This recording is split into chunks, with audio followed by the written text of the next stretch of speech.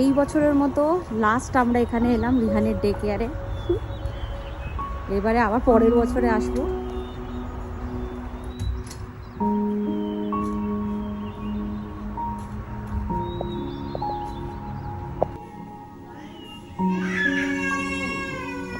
রিহান এই বছরের মতো মোটামুটি লাস্ট আজকে ডে কেয়ারে গেল।